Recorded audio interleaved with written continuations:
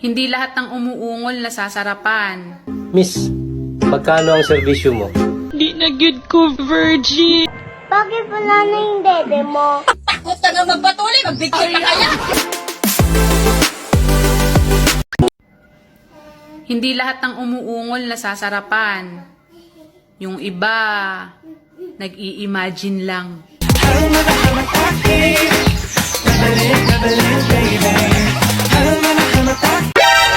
Di ko deserve masaktan. Masarapan, oo.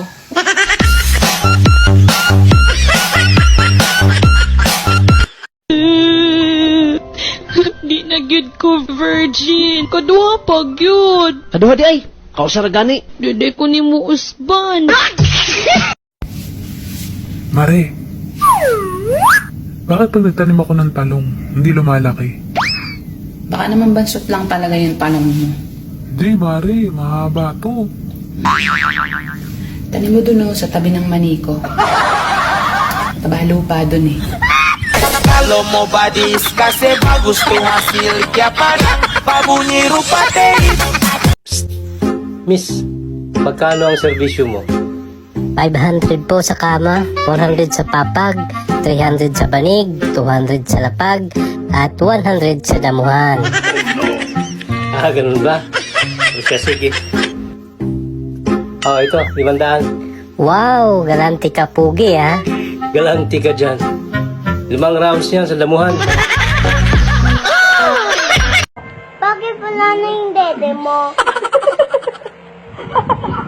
Wala akong dede eh. Bakit? Wala. Sino ang nagkain? Minsan, napapaisip na lang ako na gusto ko nang bumalik sa pagkabata. Yung tipong wala kang problema. Dede ka na lang ng dede.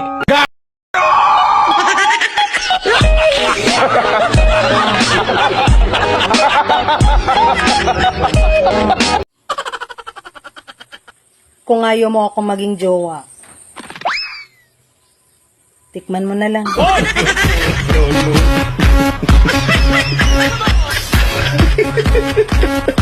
Napaka-arte. Wala namang dede.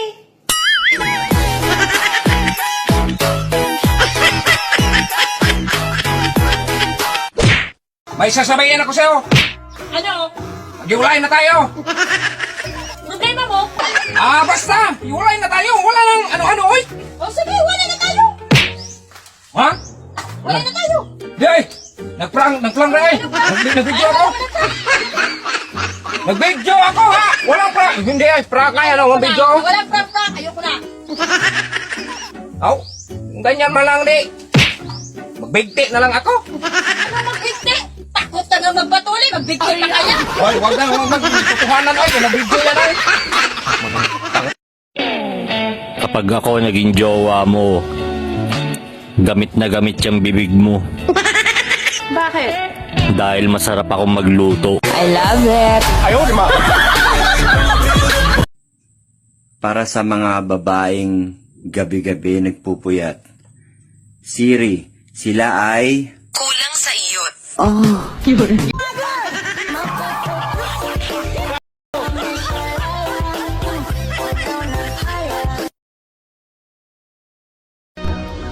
Malapit na ang Pasko, anak. Wala ka pa rin bang pera? Okay lang ako, ama. Hindi naman ako nag-iisa. Ito rin, yung nanonood. Wala rin pera yan, no? May pera ka? Wala, di ba? Sabi sa'yo, may wala rin pera to eh.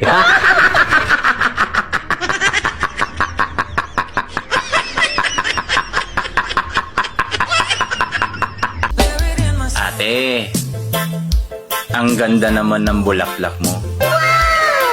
Pwede paamoy.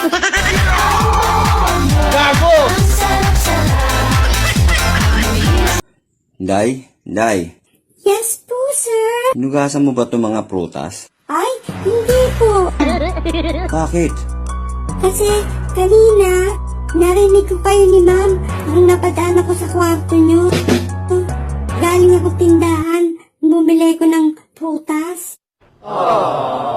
Narinig ko. Sabi mo, sir, kay ma'am. Kahit hindi naugasan niya, kakainin ko